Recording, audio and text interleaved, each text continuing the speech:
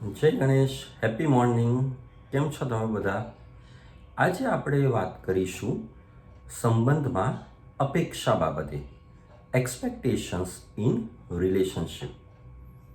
તે પહેલાં હું આપને જણાવી દઉં કે આ દુનિયામાં કોઈ પણ સંબંધ 3 અલગ અલગ રીતે અસ્તિત્વમાં આવે છે. 1 જન્મથી, 2 લગ્નથી અને 3 પરિસ્થિતિથી. એટલે કે કુટુંબમાં કોઈ પણ બાળકનો જન્મ થાય એટલે તેના માતા પિતા, દાદા દાદી, નાના નાની, મામા મામી, માસા માસી, ફોઈ ફુવા એ બધા રિલેશનશિપ અસ્તિત્વમાં આવે છે. લગ્ન થાય એટલે વર પક્ષ અને કન્યા પક્ષના જે સગા સંબંધી હોય એ એકબીજાના સગપણમાં આવે છે. અને પરિસ્થિતિ એટલે કે સર્કમસ્ટન્સીસ, એટલે કે એક જ સ્કૂલમાં બાળક ભણતું હોય, 2 અલગ અલગ બાળકો કે બધા બાળકો તો એક જ ક્લાસમાં ભણતા હોય તો ફ્રેન્ડ્સ બને એ લોકો. એક જ સોસાયટીમાં આપણે રહેતા હોય ફ્લેટમાં તો આપણા જે પડોશી હોય, આડોશી પાડોશી, એ એમની જોડે આપણે ઓળખાણ થાય. એક જ સંસ્થામાં આપણે નોકરી કરતા હોય અથવા વ્યવસાય કરતા હોય તો આપણા બધા જે કલીગ્સ છે એમની જોડે આપણે ઓળખાણ થાય, રિલેશન થાય. તો આ રીતે 3 પ્રકારથી કોઈ પણ રિલેશનશિપ અસ્તિત્વમાં આવે છે. હવે આપણે મુદ્દા પર આવીએ, અપેક્ષા. ઘણા બધા લોકો એવું કહેતા હોય છે કે મને તો કોઈની પાસેથી કોઈ જ અપેક્ષા નથી, કોઈ જ એક્સપેક્ટેશન નથી.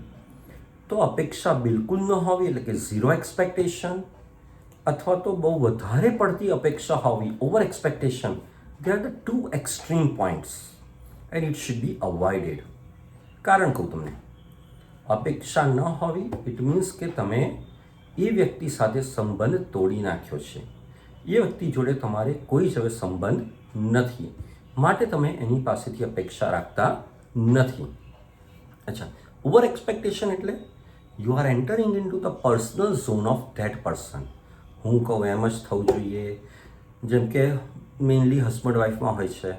હું કહું એ કલરની સાડી પહેરવાની, હું કહું એ કલરના શર્ટ પહેરવાના, બરાબર, હું કહું એ જગ્યાએ જવાનું.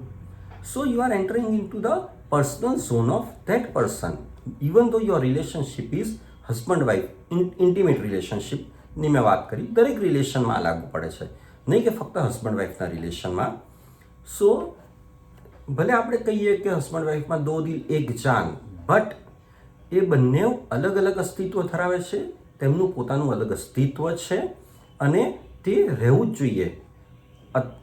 Otherwise what will happen? The relationship will get suffocated if you are over expecting from some person. એટલે કે તમે એના પર્સનલ ઝોનમાં એન્ટર થઈ રહ્યા છો એટલે એ વ્યક્તિને ગૂંગળામણ થશે કે એની સ્વતંત્રતા છીનવાઈ જશે. તો એક્સપેક્ટેશન કઈ પ્રકારનું હોવું જોઈએ? પ્રપોર્શનેટ, પ્રમાણસર. પ્રમાણસર એક્સપેક્ટેશન, અપેક્ષા એટલે શું? તો કોઈ પણ રિલેશનશિપમાં બંને પક્ષે એકબીજા જોડે એ બાબતે ક્લિયર હોવું જોઈએ કે ભાઈ હું તારી પાસેથી આ અપેક્ષા રાખું છું, એમાંથી તું કેટલી અપેક્ષા મારી પૂરી કરી શકીશ. સામેવાળા વ્યક્તિએ પણ કહેવું જોઈએ કે ભાઈ હું તારી પાસેથી આટલી અપેક્ષા રાખું છું, એમાંથી તમે કેટલી અપેક્ષા પૂરી કરી શકશો. જેમ કે જોબ ઇન્ટરવ્યૂમાં આપણે જઈએ છીએ તો શું હોય છે કે જે ઇન્ટરવ્યૂ લેનાર વ્યક્તિ હોય છે એ તમને તમારી જોબ પ્રોફાઇલ, જોબ ડિસ્ક્રિપ્શન કહે છે. જોબ પ્રોફાઇલ, જોબ ડિસ્ક્રિપ્શન એટલે શું?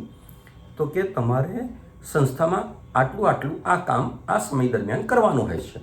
સામે તમને એ લોકો કેટલો પગાર આપશે, સેલરી, બોનસ, કમિશન, રેમ્યુનેશન અને ઉત્તરોત્તર તમારું એપ્રેઝલ, ઇન્ક્રીમેન્ટ, પ્રમોશન એ બધું તમને જણાવે છે.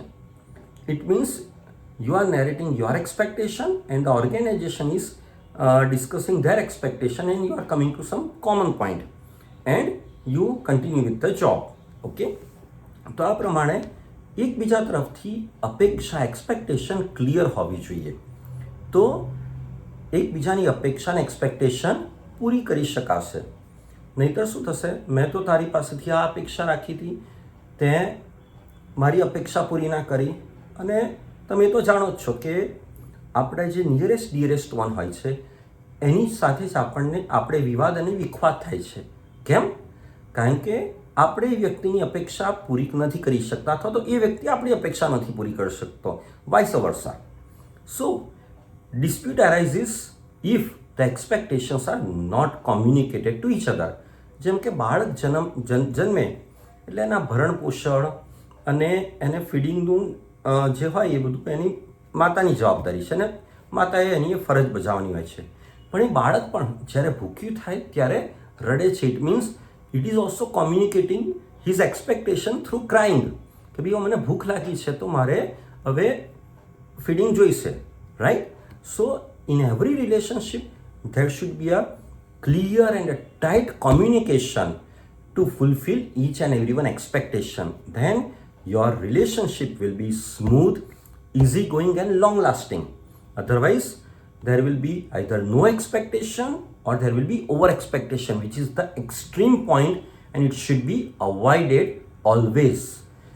સ્વસ્થ રહો, મસ્ત રહો અને તંદુરસ્ત રહો. જય ગણેશ. Happy morning.